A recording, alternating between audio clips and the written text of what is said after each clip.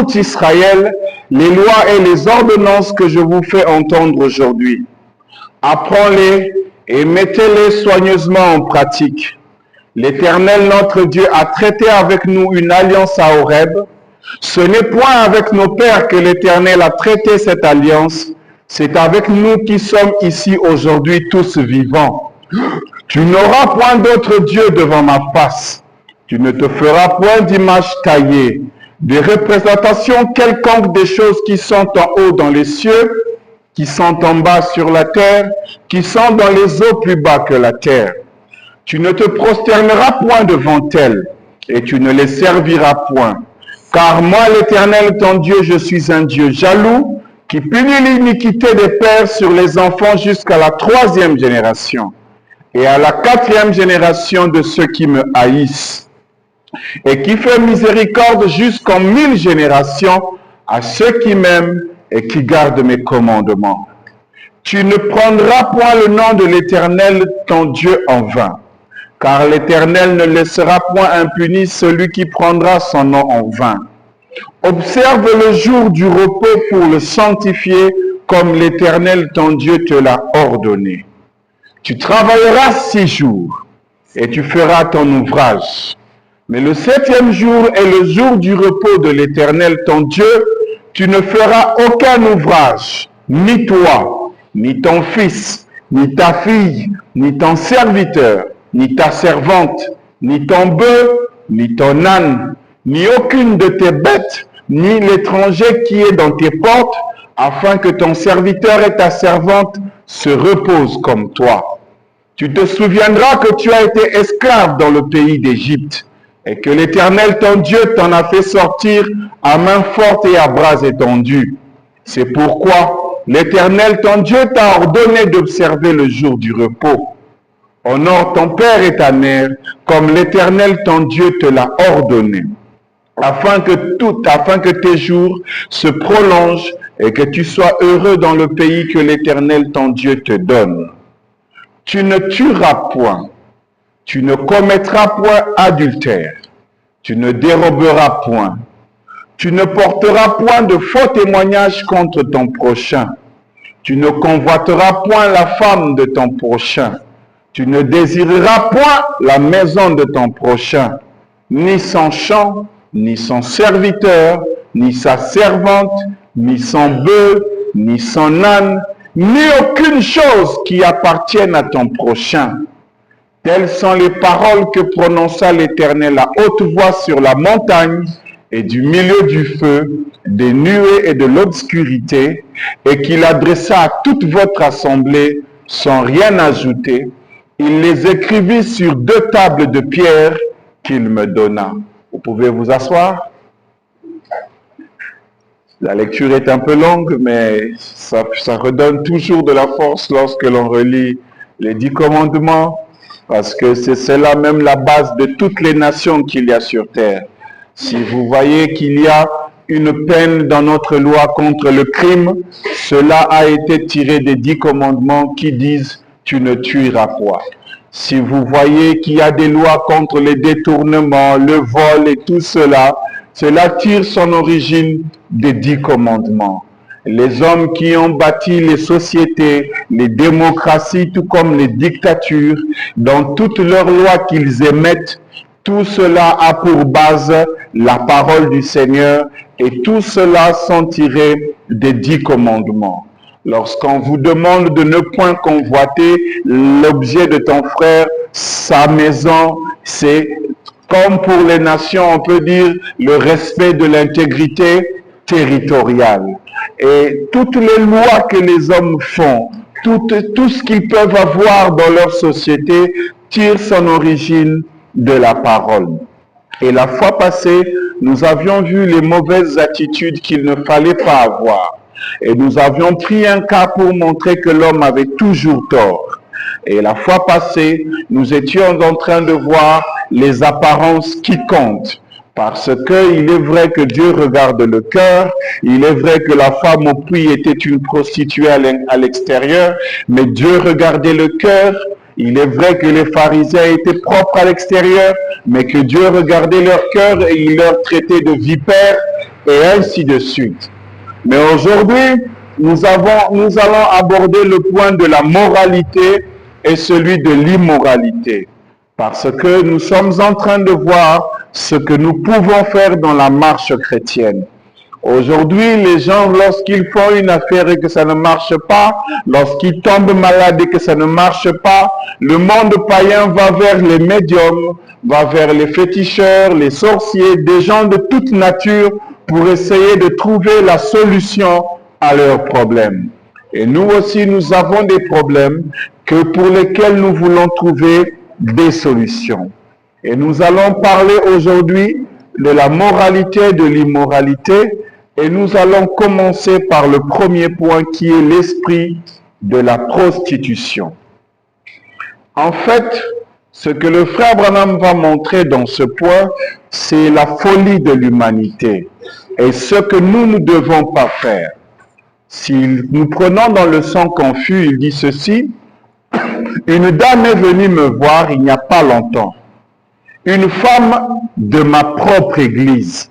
Donc ce n'était pas une sœur étrangère, elle était déjà dans le message. Une jeune fille, la sœur en question était une jeune fille.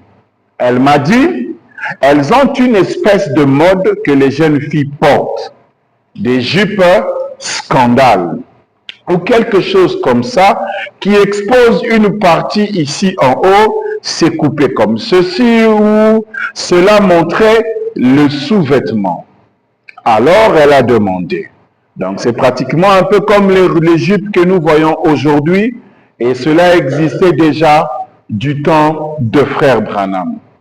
Alors la sœur a demandé. Elle a demandé à frère Branham, pensez-vous que c'est mauvais pour les jeunes filles chrétiennes de porter des jupes scandales? En fait, aujourd'hui, ça peut être des jupes transparentes, ça peut être des blouses transparentes, ça peut être pour l'homme un pantalon transparent ou une chemise transparente, et toutes ces choses-là qui montrent les sous-vêtements. J'ai dit, et elle pose la question à frère Branham, pensez-vous que c'est mauvais pour les jeunes filles chrétiennes de porter des jupes scandales? Déjà, le nom même parle d'un scandale, d'un achoppement. J'ai dit, pourquoi me posez-vous cette question-là? Elle a dit, je me le demandais bien. J'ai dit, s'il y a une question dans votre esprit, ne faites pas ça. J'ai dit, s'il y a une question, laissez cette chose-là de côté. Vous ne pouvez pas être certain. Habillez-vous de façon certaine à votre connaissance. Ici, le frère Branham souligne une chose. Parfois, nous, en tant que pasteur, on nous pose la question, pasteur, est-ce que c'est bon si je fais partie de la Rose-Croix? Déjà, parce que c'est une question dans votre esprit, ne le faites pas. Pourquoi? Parce que vous ne serez jamais sûr. Il dit, s'il y a une question dans votre esprit, ne faites pas ça. J'ai dit, s'il y a une question, laissez cette chose-là de côté. Si déjà tu me dis, pasteur, bon, tu vois, il y a un travail là où je dois travailler dans une boîte de nuit, ne viens même pas me poser la question. Si déjà toi-même tu trouves que c'est risquant et qu'il y a une interrogation dans ton esprit, que la chose n'est vraiment pas claire, alors ne fais pas ça. Parce que lorsque tu viendras ou tu feras la chose que tu projettes, tu vas t'aventurer sans autorité. Tu vas présumer. Et les conséquences peuvent être dramatiques pour toi. C'est comme aujourd'hui, il y en a de ceux qui sont chrétiens, mais qui estiment qu'ils ne peuvent pas laisser les gris-gris ou les talismans qu'ils ont hérités dans leur famille comme étant un héritage familial ou des fétiches familiales assurant la prospérité de la famille. Et alors on vient demander au prédicateur, devons-nous laisser ces choses? Parce que cela fait obstacle à la foi chrétienne. Parce que vous ne pouvez pas servir deux maîtres à la fois. Parce que ces fétiches vont vous donner certaines contraintes à respecter, lesquelles ne seront pas et ne s'aligneront pas à la parole. Et vous devez choisir le système dans lequel vous devez vous trouver. Peu importe la difficulté, est-ce que je dois porter ceci? Est-ce que je peux épouser cette fille qui vient d'entrer dans le message? Est-ce que je peux, à chaque fois que vous vous interrogez, si l'objet de votre action est bonne ou mauvaise, alors ne faites pas cette chose-là. William Branham vous conseille d'être sûr de faire une chose, de poser des actes de la manière dont vous êtes certain que la parole vous assiste ou vous soutient dans cette histoire. Et dans le cas de l'habillement ici, on lui demande est-ce qu'un tel genre de vêtement est bon? C'est-à-dire qu'aujourd'hui, nous pouvons avoir des vêtements qui sont opaques, qui ne font pas voir les parties du corps, mais si cet habillement vous fait ressembler à un sapeur bizarre, alors voyez que déjà s'il y a cette question-là, ne le faites pas. Habillez-vous de façon certaine à votre connaissance. Ici, on n'est pas en train de vous imposer une certaine mode. Habillez-vous simplement de manière à bien couvrir votre corps. Et s'il y a des vêtements pour lesquels vous avez des questions, alors à la question de ce vêtement-là, ne le portez simplement pas. Que ce soit un homme ou une femme. À la question de ce travail-là que tu veux faire, mais dont tu estimes que d'une certaine façon, cela fera que tu seras mal vu des frères ou des sœurs, alors abstiens-toi d'achoper les autres. Sinon, abstiens-toi d'achoper la parole, parce que vous devez être sûr. Et lorsque vous n'êtes pas sûr, sachez que Lucifer est derrière cette incertitude. Branham dit, voyez, ne courez pas de risque. J'ai dit, à propos, que pourrais-je? J'ai dit, une jupe scandale, c'est quoi? Je ne savais pas de quoi elle parlait. Et elle m'a dit ce que c'était, et j'ai dit, pourquoi diantre une jeune fille chrétienne aimerait exposer son sous-vêtement? Je ne peux pas comprendre cela. Voyez, c'est vrai. Je ne peux simplement pas saisir cela dans mon esprit. Cela n'a pas de sens pour moi. Christ est notre vie. Ce qui veut que pour le prophète, il y a une question de s'habiller décemment, une question de s'habiller indécemment. Et lui ne comprend pas quel serait le besoin qu'un homme ou une femme porterait des vêtements qui laisseraient voir ses sous-vêtements. Il ne sait pas comprendre cette chose. Dans le Dieu de cet âge mauvais, il va encore dire une chose. Une femme, je vais dire ceci, j'aimerais que vous m'écoutiez. Et les hommes et les femmes, vous pouvez peut-être être en désaccord sur ceci, mais je me sens conduit à le dire. Vous savez que toute femme qui se déshabille comme cela n'est pas dans son bon sens. Savez-vous qu'elle croit ou pas, qu'elle le pense ou pas, qu'elle est une prostituée? En fait, pour William Branham, quand il regarde la moralité d'aujourd'hui, quand une femme s'habille mal, du temps passé, il n'y avait que des prostituées femmes. Mais au temps de la paix, il y a même des prostituées hommes. C'est la chose qui est bizarre. C'est la chose qu'on ne sait plus comprendre, voyez-vous.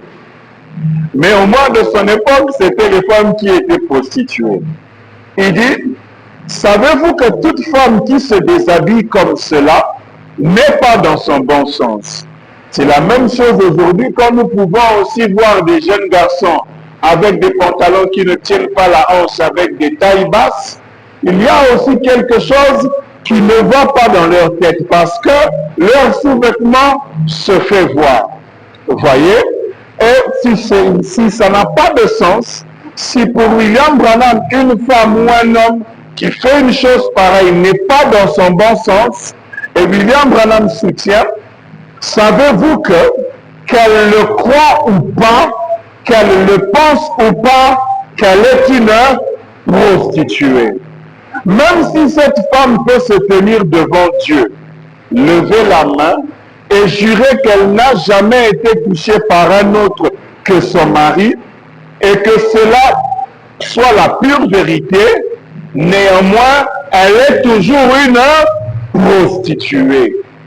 Pour la parole, la prostitution, ce n'est pas simplement celle qui vend son corps pour de l'argent. Non, c'est toute femme qui s'habille de manière indécente.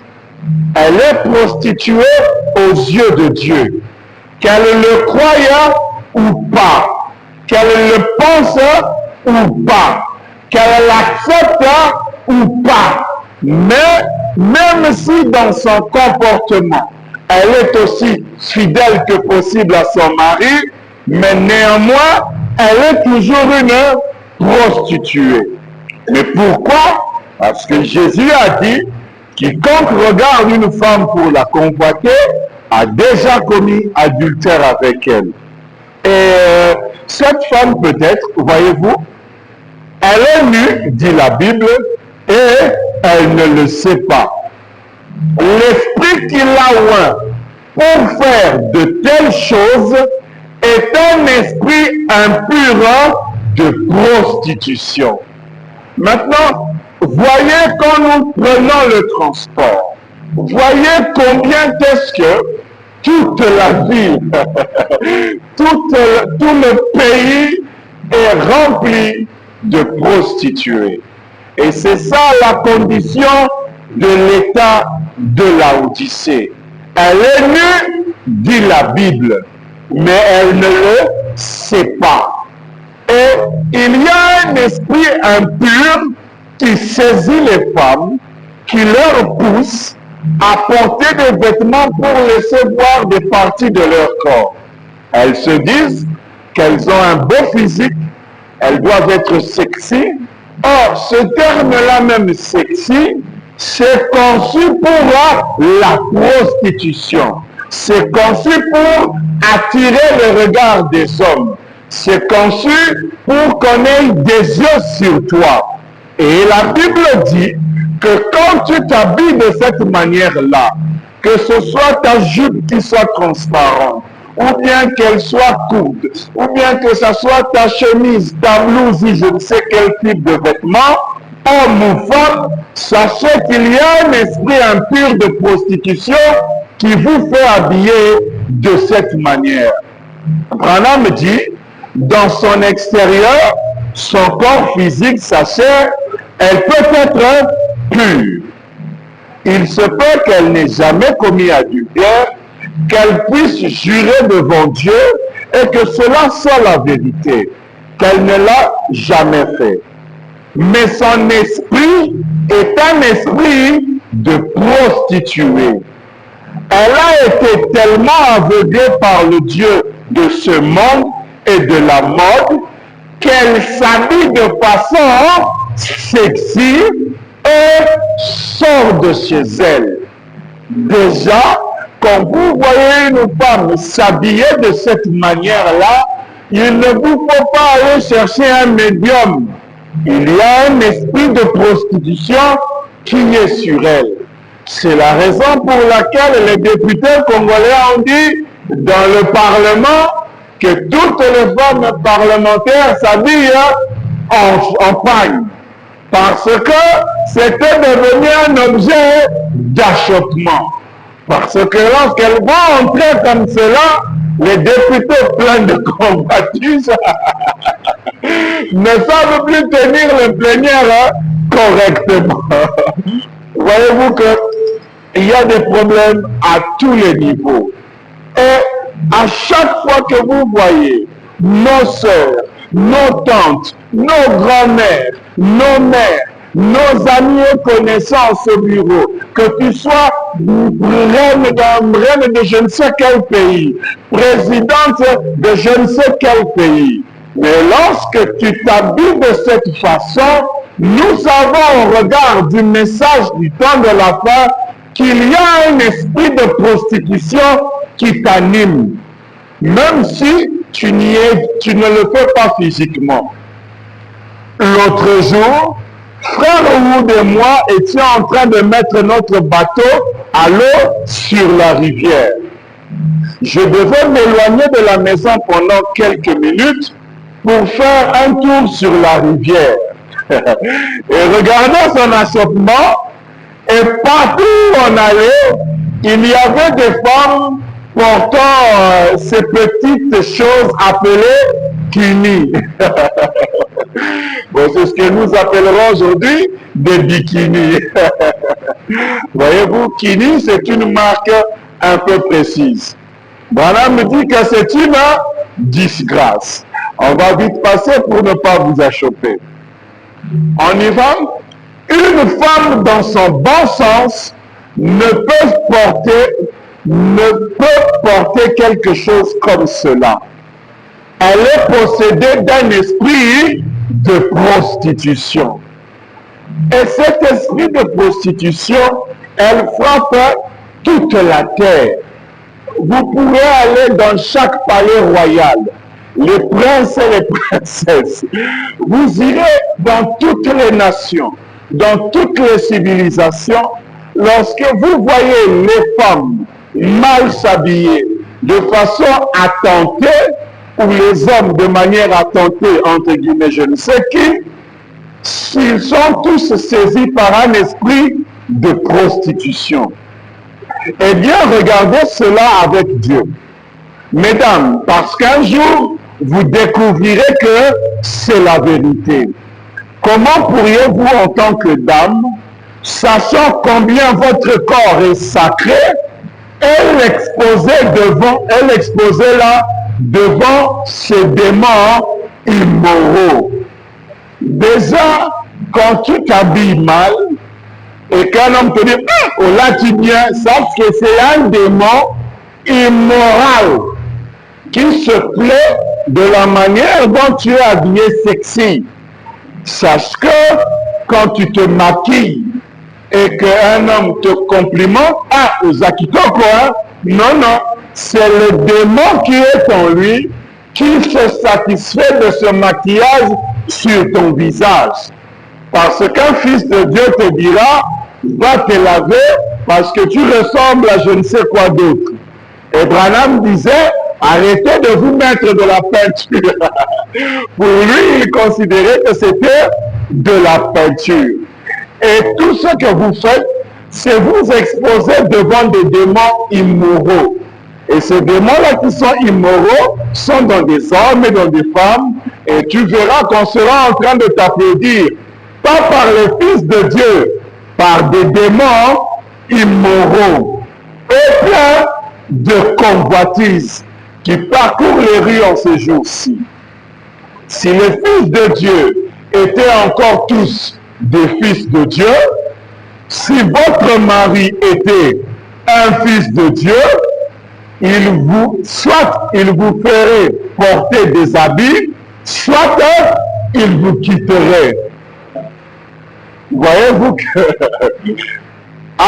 vous faites des abattus, objet, il y a divorce. Ce là qui m'avait, comme il a aussi de la convoitise vis-à-vis d'autres femmes, on l'a dit, encore des choses. Alors, habillez-vous de manière décente, parce que à celui qui ne le fera pas, un jour un bien-aimé va tirer cette écriture pour vous dire, je dois me séparer d'elle parce que elle ne veut pas m'écouter quand je lui dis de s'habiller comme ceci et de s'habiller comme cela. Et vous verrez même d'autres, votre femme qui vont se passer, Alingina Nuna O. alingi onuna te, alingi ozala kaka yaye. Et il a le droit d'exiger cela pour lui-même. Et pour William Branham, si vous avez un mari fils de Dieu, soit il te dit d'aller t'habiller, soit il te quitte. C'est vrai, si un garçon était un fils de Dieu, il n'épouserait jamais pareille chose. Mais yo luni mundele moko boye. Okutie na pantalon na ye, allez au bimi pe na réseaux sociaux, te brandissant frère du message, yo anokomi soutenir que la sœur porte le pantalon. Oh non, c'est pas, ça ne sert pas. Ah, ok, c'est bon. On va voir si ça ne sert pas. Mais tu vas aimer une pareille chose. Au regard des Écritures, quand tu vas épouser une telle chose, nous savons que tu n'es pas un fils de Dieu. Cela ne veut pas dire que tu seras perdu, parce que nous ne disons pas et nous ne connaissons pas la destinée éternelle des gens. Mais nous savons déjà, au regard de la parole, parce que c'est ça que tu aimes, c'est que tu n'es pas un fils de Dieu. Peut-être que demain tu te repentiras et tu reviendras sur le chemin. Mais ce comportement-là nous montre que tu n'es pas un fils de Dieu. Parce qu'un fils de Dieu n'épouserait jamais pareille chose. Voyez, vous dites, non, je vous dis la vérité, et un jour, vous rencontrerez cela. Nu, adultère, et ne le sachant pas. Et tu ne le sais pas, le frère Branham va donner un exemple. Il va peindre un tableau montrant que pour Dieu, être une prostituée ne peut pas simplement dire comme les hommes le pensent. Et tu ne le sais pas, il va dresser un tableau. Il va dire, laissez-moi vous brosser un petit tableau. Il prend quelqu'un, il raconte une histoire, il dit, voilà un avocat de la ville, un jeune homme, quelqu'un de bien gentil sur le plan politique. J'imagine qu'il est correct dans sa politique. Et il sort avec une fille qui est très populaire. Ils tombent amoureux l'un de l'autre et ils se marient. Ils vont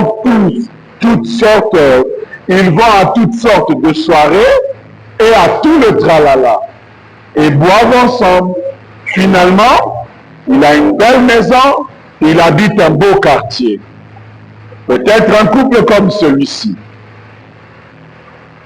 Bien, cet homme qui est un avocat, parce qu'il dit que bon, sous-entend que c'est un avocat, un jeune homme bien gentil, qui est correct, il tombe amoureux d'une fille, il se marie avec la fille, ils vont à toutes sortes de soirées dans tout le tralala, ils boivent ensemble, ils ont une belle maison, ils habitent un beau quartier. Donc, on peut prendre peut-être un couple mondain comme celui-ci. Eh bien, il est considéré, tous les deux boivent. Et l'homme et la femme.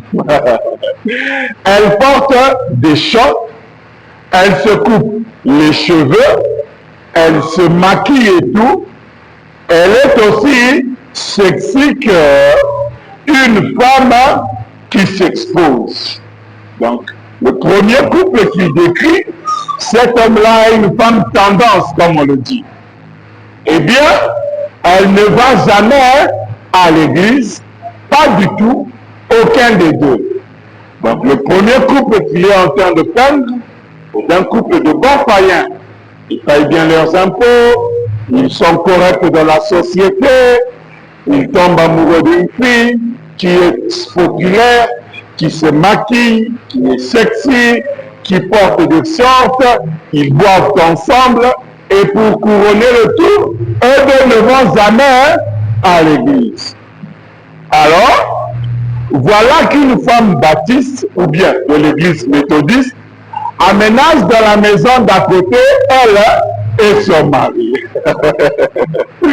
Donc on a des bons païens qui habitent à côté et un autre couple de baptistes ou de méthodistes qui viennent aménager à côté d'eux.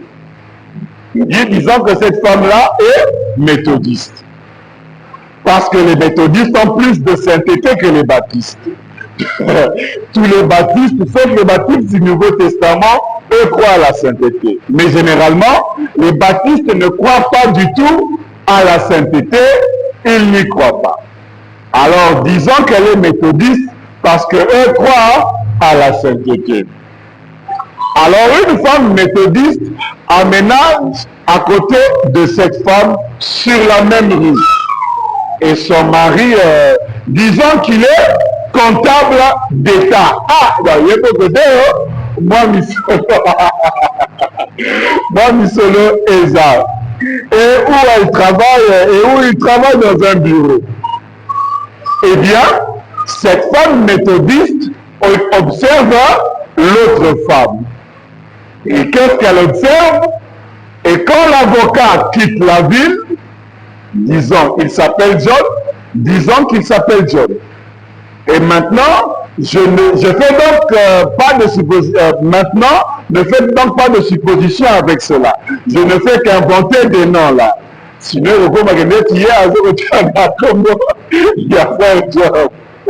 alors, il s'appelle John.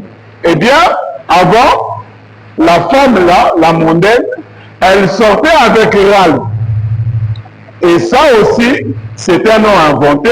Tous ces noms, vous voyez. C'est juste pour vous amener à suivre l'histoire et à vous représenter le tableau. Eh bien, il arrive bien vite qu'à une soulerie, Ralph l'embrasse de nouveau. Donc,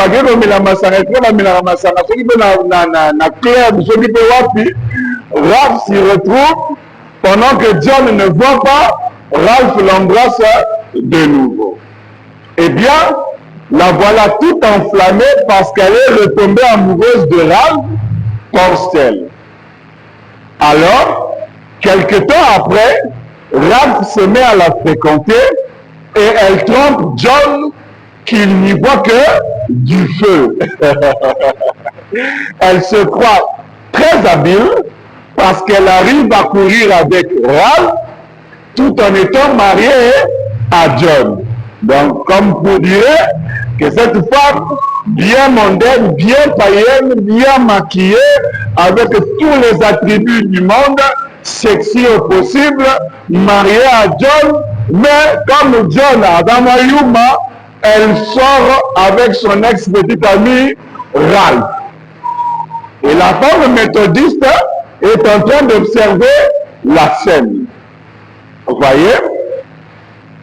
Elle se croit très habile parce qu'elle arrive à courir avec Ralph tout en étant mariée à John. Vous voyez? Cette femme n'a pas la moindre ombre de décence. Et elle trouve ça tout à fait normal. Et moi, je mon pagano, il y a bien, il y a mango. Alors, tu vas normal. Alors, vous devez faire attention à ce que vous choisissez. Parce que tu l'as choisi aujourd'hui avec le pantalon. Elle vient de croire, ceux qui peuvent te donner la vie pour éviter. Sache qu'un jour, quand elle remettra le pantalon, ça sera pour en attaquer un autre. Donc, vous voyez, bateau aux Zambanda. Ensuite, elle trouve cette vie normale. Elle se croit maligne. Mais cette femme méthodiste, elle a été emmenée un peu plus haut. Elle fréquente moins l'église et elle trouve l'autre femme horrible. Pour elle, elle la trouve horrible. Eh bien, elle dit à son mari, quand celui-ci rentre, je vois cet homme-là entrer là-bas la voir. Et quand John est parti quelque part s'occuper d'une affaire, quelque part pour régler une affaire, donc disons que ce couple méthodiste était à peu près comme ça. La femme était pratiquement à peu près normal. Mais cette femme méthodiste a été emmenée un peu plus haut, elle fréquente au moins l'église et elle trouve l'autre femme horrible. Eh bien, elle a dit à son mari quand celui-ci rentre, je vois cet homme entrer là-bas, quand John est parti s'occuper d'une affaire à Philadelphie ou ailleurs. L'autre l'emmène à bord de son roadster et ils vont s'allonger sur la plage. Donc quand John est parti, Raph peut le voir dans la moi là, a été dans moi quand il y a dansé, a diminué. Une vraie vie païenne.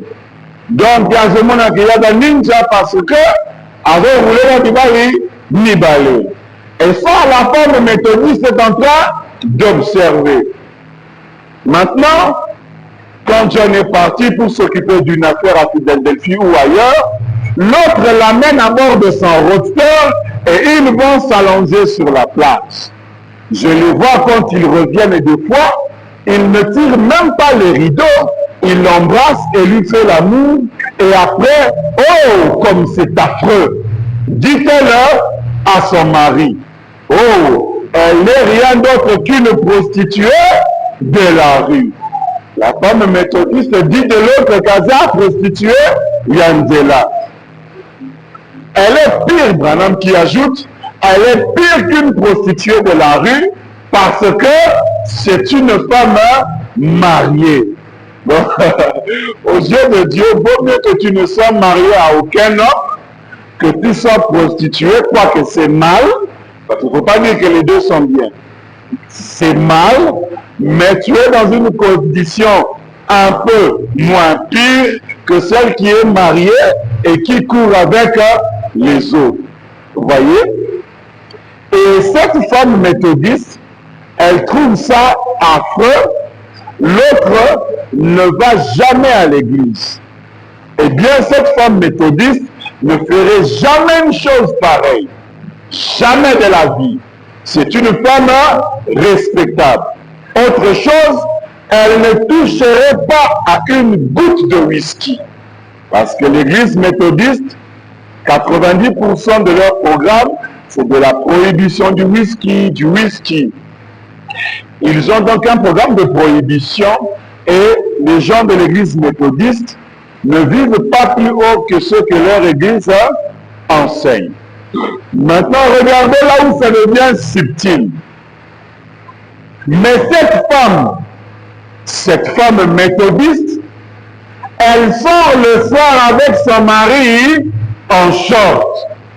Donc cette femme méthodiste, c'est une mobali naye, abeti magondo naye, bangwana bazotambola babeta tour na parc. Elle se dit que ça bien. Branham dit, elle sort le soir avec son mari en short, le dimanche après l'école du dimanche, elle se coupe les cheveux, elle met du rouge à lèvres et même qu'elle fume un peu.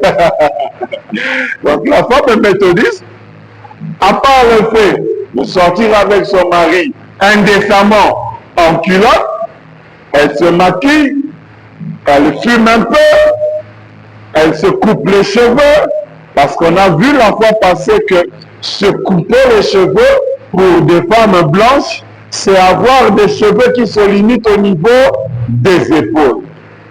Et ça, c'était les femmes d'un peu plus des années, disons, 80.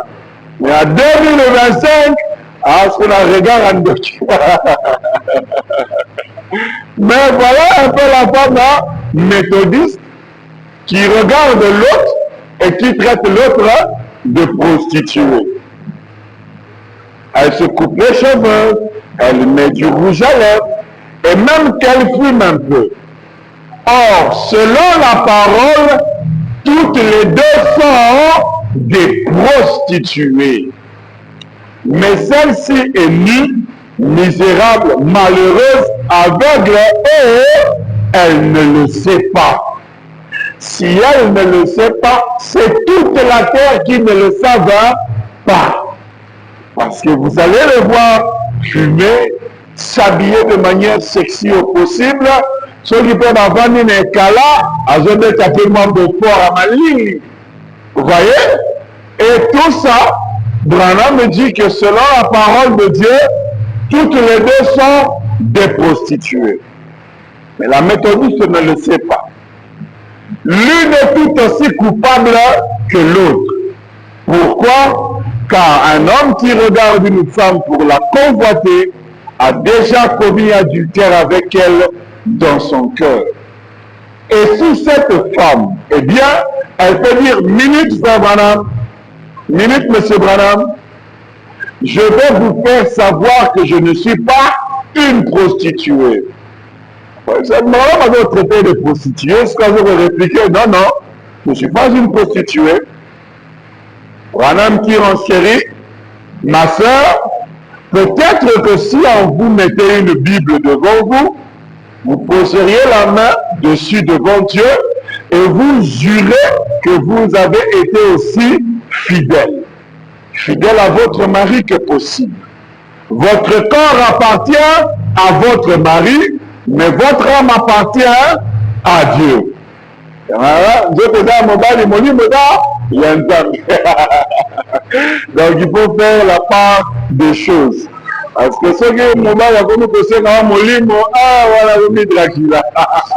Elle a remis Dracula, remis vampire. Voilà, faut que nous famille, on n'a pas remis faire mon livre. Voyez-vous? Mais votre corps appartient à votre mari, mais votre âme appartient à Dieu. Il y a un mauvais esprit qui vous aointe. Si ce n'est pas le cas, alors je peux vous prouver que vous êtes complètement folle. La folle. Ils ont une femme de haute société. Le corps a dit que vous fumez tout le monde, il s'est fait changer. Ce n'est pas n'importe qui peut fumer à Baïtaoui. Donc, il faut appeler la main seule. Mais, c'est au cette genre de femmes qu'il y a dans le bas. Soit dans la moline, soit dans la moutou, et ça la sous-bienté. Pourquoi? Parce que cette femme méthodiste se maquille, se coupe les cheveux, elle fume même un peu. Et pour William Branham, soit vous êtes complètement folle, ou bien pendimi que vous avez mouru mon mari dans tout. Que serait-il arrivé si votre grand-mère s'était promenée dans la rue vêtue de shorts? On l'aurait amenée, on l'aurait fermée dans un asile de fous en disant elle est sortie sans avoir porté sa robe. Elle doit avoir un problème mental. Et tout ça, c'est parce que lorsque nous avons étudié les vêtements des civilisations qui ont colonisé les Amériques, on n'a pas retrouvé le pantalon comme étant un habillement de femme. Et à chaque fois, elle s'habillait décemment. Et la robe était sa tenue vestimentaire.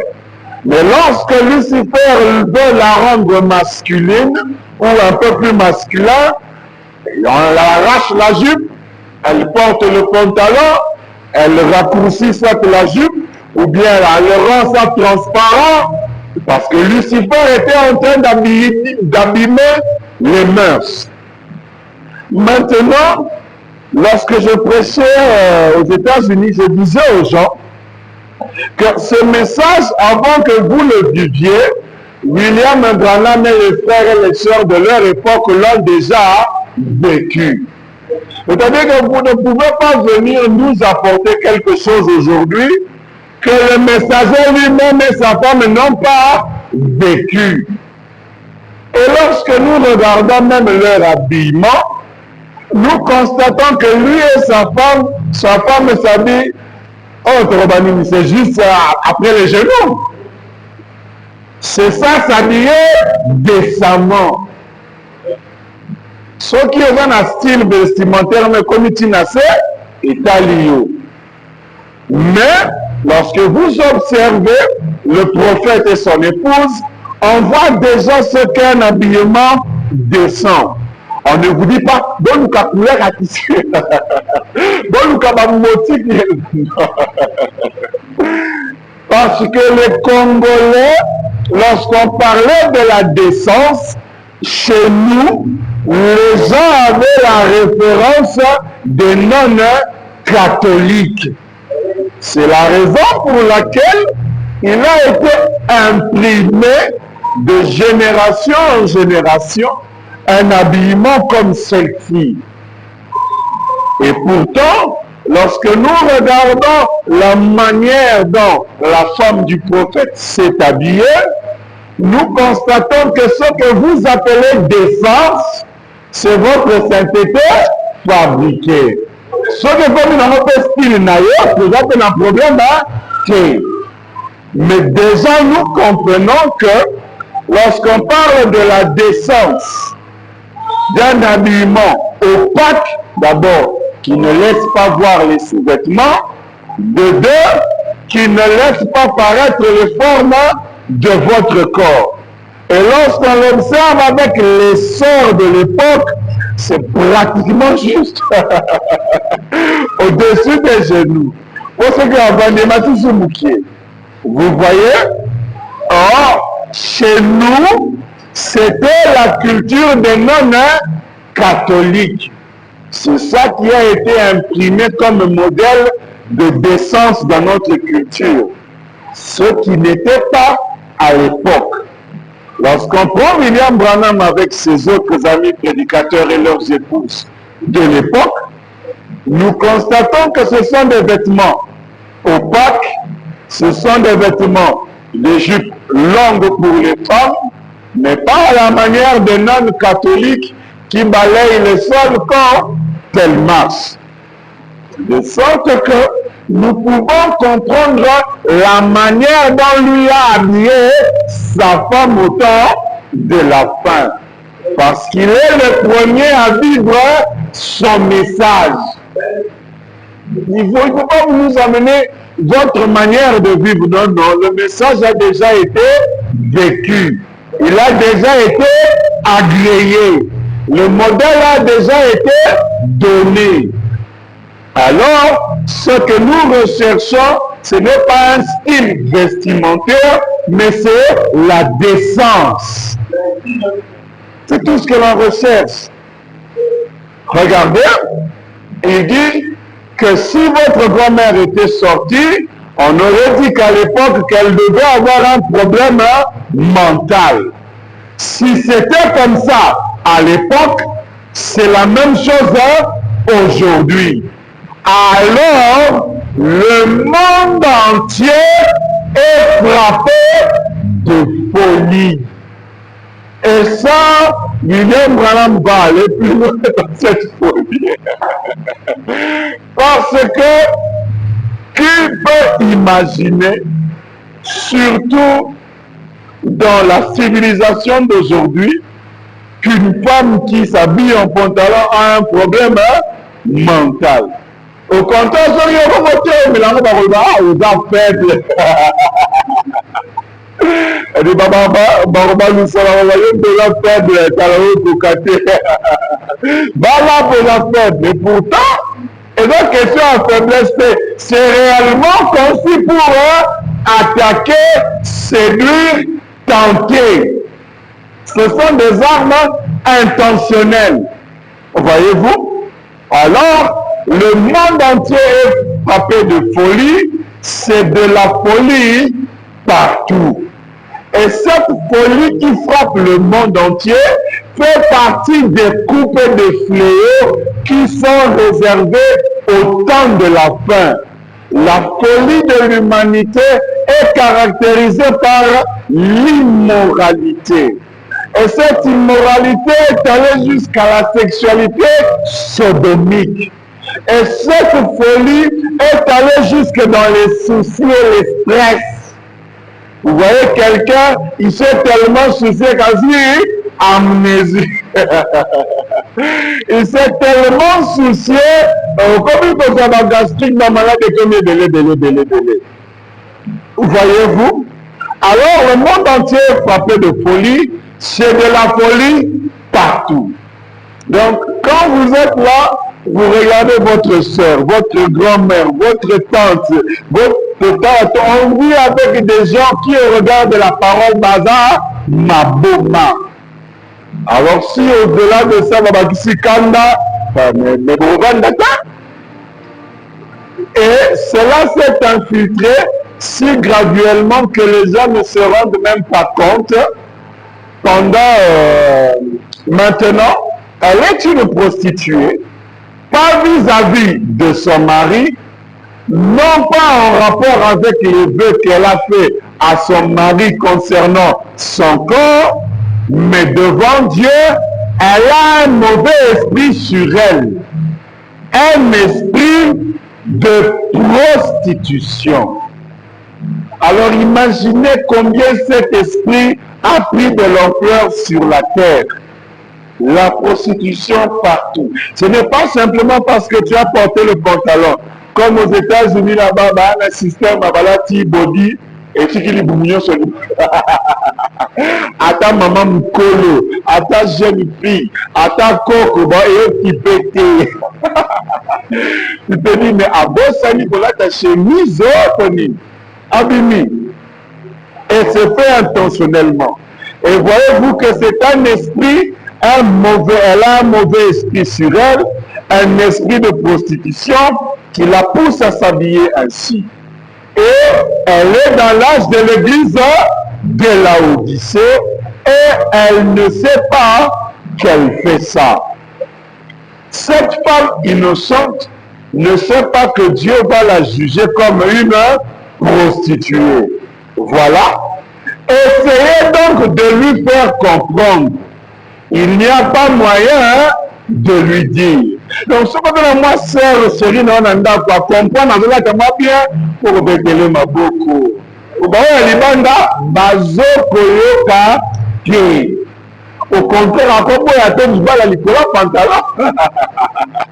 Il me quand même ma chance, naïe, à lui, ce qui fait, avec un moi député, moi sénateur, naïe. Yo, Olimolo Kayo gagné ma chance. Et Simbata, essayez donc de lui faire comprendre. Il n'y a pas moyen de lui dire. Il n'y a aucun moyen de lui faire comprendre. La Bible dit, ils sont nus et ils ne le savent pas. Si vous lui disiez en face qu'elle est une prostituée, elle va vous faire arrêter. Au fingi. Akobake pesa ba pour moi on peut prostituer yo le dit que la ndumba yo kala mo bala na yo bi la ndumba police injure outrage tout ce que vous voulez et elle va vous faire arrêter parce que physiquement elle peut vous prouver qu'elle est pure devant le vœu qu'elle a fait à son mari. Mais si vous la traitez de prostituée, c'est à cause de son habillement sexy, de son habillement dénudé, c'est du fait qu'elle qui est une femme veut porter des vêtements d'homme. Et elle le ferait. Je ne parle de personne en particulier. Je parle du péché parce que c'est comme si une audience, mais il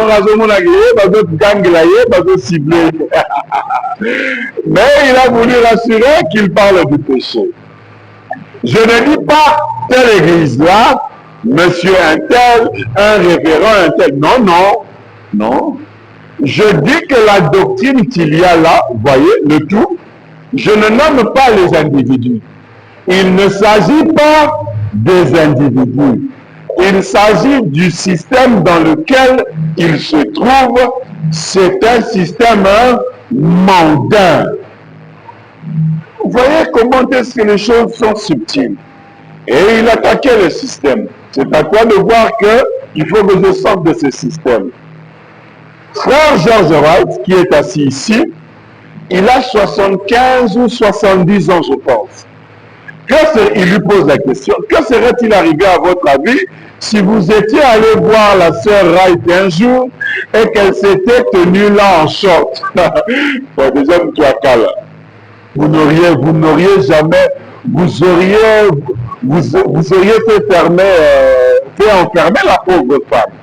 Vous ne l'auriez jamais épousée. Eh bien, Si n'importe quel jeune homme faisait cela à l'époque, la même chose aurait lieu aujourd'hui. Eh bien, si c'était un péché et si c'était mal à l'époque, c'est la même chose, mais les gens ont sombré dans la folie. Je vais prophétiser à votre intention. Ah, c'est un prophète.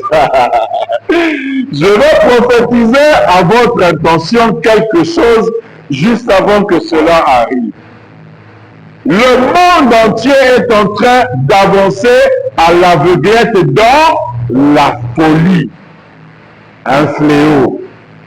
Et cela ira sans cesse en empirant. C'est-à-dire qu'il ne faut pas nous demander de nous battre contre ça. La prophétie dit que ça va empirer. Donc, ce qui est dit aux scandale après scandale, t'as la mise parce que ça doit arriver. Si bien qu'à la fin, ça sera une vraie bande de fous. C'est pratiquement le cas aujourd'hui. Donc imaginez-vous que si vous avez le sommet de la classe dirigeante de votre pays, où le président sort avec sa femme, il est à la bien collant.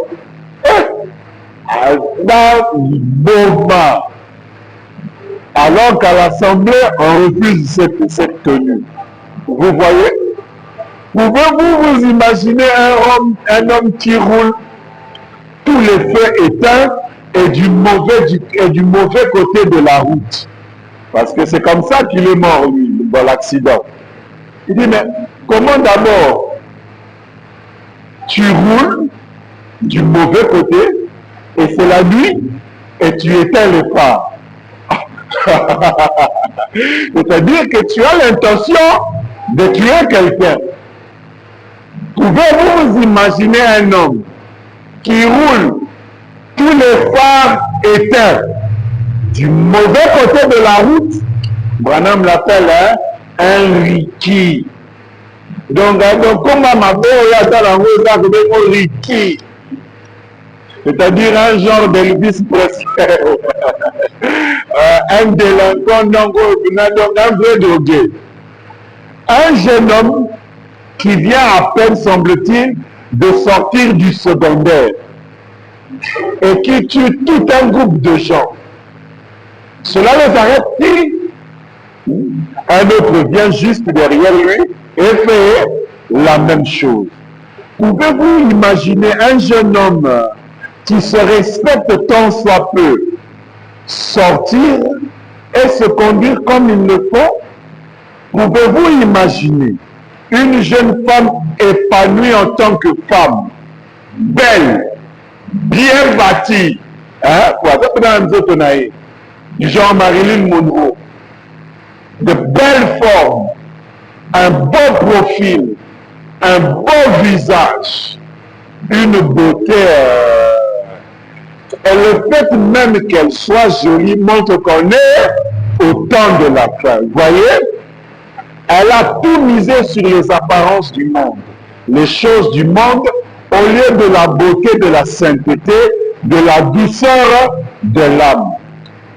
J'ai vu les femmes, dans l'aspect extérieur, n'avaient rien d'attrayant. Mais parlez-leur une fois, parlez avec elles pendant quelques minutes, elles ont vraiment quelque chose d'authentique et d'attachant. Comment un message, elles ne peuvent pas faire le poids avec des beautés comme Marilyn Monroe, ou comme les Kardashians d'aujourd'hui, ou comme je ne sais quelle star que vous pouvez pointer. Vous qui cherchez des épouses, vous aimerez une sœur, elle ne sera pas tout à fait très jolie, en tout cas comparée à la mondaine. Mais si vous parlez à celle-là, vous verrez qu'elle a quelque chose d'authentique, c'est-à-dire Molimo Yanzambe, quelque chose qui peut vous faire miser sur elle pour vivre avec elle toute la vie. Mais si vous tombez sur une reine de beauté, Sur une fille qui mise tout sur son apparence, ou qui est matérialiste, ou je ne sais quoi, alors faites gaffe parce qu'un jour, cela se retournera contre vous. Parce que quand vous devez chercher celle qui a la beauté de la sainteté, celle qui a la douceur de l'âme. Une femme qui peut prier à vos côtés. Mais si vous en prenez une qui ne sait pas prier, mais qui sait se plaindre, ok, mandak. Ok, mandak. Parce que quand ça viendra, les épreuves, quand ils viendront, s'il n'y avait pas quelque chose d'authentique et d'attachant, à Boropanzana. Ça, c'est à coup sûr. Vous voyez, la beauté extérieure, c'est du diable, c'est du monde. Mais on n'a pas demandé à nos sœurs d'être vilaines non plus. On leur a simplement demandé de rester tels que le Seigneur les a créés. Mettez vos huiles et vos parfums, tout ce que vous voulez, mais restez tels que Dieu vous a créés. Regardez ce qu'il va poursuivre. Il dit ça dans se tenir à la Bresse. Et constamment, je parle à nos femmes du fait qu'elles se coupent les cheveux. Les ministres me réprimandent à ce sujet. Lui crie sur les femmes parce qu'elles se coupent les cheveux et les autres ministres l'attaquent lui. Et du fait qu'elles portent des vêtements immoraux. C'est quoi? C'est short et du fait qu'elles s'exposent comme cela. Aux États-Unis, on appelait ça la folie des 60s. Les femmes des années 50 et 60, donc Mitou et Moujaki, quand Lucifer avait fait son invasion. Elles s'habillaient comme ça, toutes sexy, mignonnes à croquer, les cheveux courts, les jupes courtes possibles. Donc à cette époque-là, comme disent les Congolais, Pessimbois, bois bouille. Et il les réprimandait à cause du fait qu'elles portaient des vêtements immoraux. C'est short du fait qu'elles s'exposaient comme cela et du mauvais comportement. Et quand je parle à nos hommes de leur comportement, du fait de fumer, de boire avec les amis et tout, regardez. Ce qui déjà président à Mboka Nabina Zobendalikaya. Voilà, c'est que toute la nation est foutue. Est-ce qu'un jour il peut combattre contre ça? Il était le président des États-Unis, il était le premier ministre à l'époque de la Deuxième Guerre mondiale, et Moutinho, c'est le révolutionnaire fidèle à Castro. C'est comme ça qu'il a condamné à Zobendalikaya. C'est fini. Si les stars, et il réprimandait les hommes du fait de boire avec les amis, c'est qu'il y a l'événement de je ne sais quoi, moi n'abotami pas na yo, le benani quelque part, ce que vous mêlez à Malili. Lucifer veut que tu deviennes soulard. Il n'a qu'un seul objectif, c'est de détruire.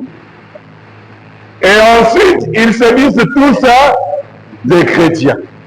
Ils se disent toujours chrétiens et prennent la communion à la table parce qu'ils sont membres d'une organisation. Oh! Ce n'est que... Ils pensaient que je blasphémais contre Dieu. Et les femmes se sont-elles mieux conduites? Elles sont devenues pires à travers la nation. Ces choses, on est obligé de vous les répéter aujourd'hui. Parce que, à force de voir ça dans la rue, ça devient aussi normal à nos yeux. On s'habitue de voir ça. À tel point qu'un jour, un collègue m'a dit pantalon. Parce que, c'est une invasion. C'est-à-dire que ceux qui font la publicité savent que expose la chose devant les gens cette chose-là va passer dans le subconscient et cette chose-là va devenir normale. Alors le message du temps de la fin est conçu pour vous secouer la tête, pour vous dire, c'est normal que... Alors que dans la vie naturelle comme ça, tu as déjà vu maman et grand-mère, voilà, tu as un pantalon, et puis on c'est là du pantalon, tu es déjà imprimé. Donc il faut un message puissant, un baptême du Saint-Esprit, une nouvelle naissance pour repousser ces informations que nous recevons tous les jours qui entrent dans notre subconscient. Et le frère Branham parle d'un présumé. Regardez ce qu'il dit. Parce que les gens disent qu'il y a un plaisir à boire. Les gens disent qu'il y a un plaisir à se saouler. Ils disent qu'il y a un plaisir à se droguer. Et que nous, les chrétiens, nous ne profitons pas de la vie. Ah, regardez ce qu'il va dire dans présumé.